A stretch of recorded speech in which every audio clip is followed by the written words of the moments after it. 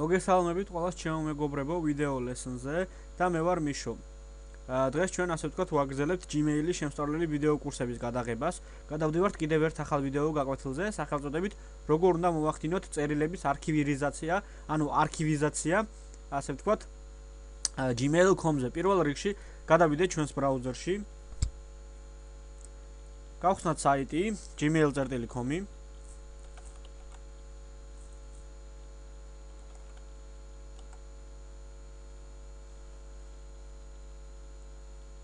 და მაგალითად ჩვენს Gmail-ზე მოსულია რამოდენიმე ასე ვთქვათ სახის წერილები. მოვნიშნოთ ჩვენი ერთ-ერთი წერილი და დავამატოთ აი გრაფაში სახელწოდებით archive. ამის შემდგომ ჩვენ შეგვიძლია გავხსნათ ყველაფერი მეგობრებო და დავაჭიროთ აქ all mails. აი აქ იქნება განთავსებული მხოლოდ ის წერილები, რომლებიც მოთავსებულია არქივში და თქვენთვის ეს არის ასე ვთქვათ გარკვეული სახით მნიშვნელოვანი წერილი. ამით შეგიძლიათ შეინახოთ თქვენთვის ასწავლელი ინფორმაცია და დაიტოვოთ მხოლოდ ის წერილები, სადაც თქვენთვის მნიშვნელოვანი ფაილები ან დოკუმენტები ინახება. დღეისათვის კი სულ ეს იყო. ძალიან დიდი მადლობა ყურადღებისათვის.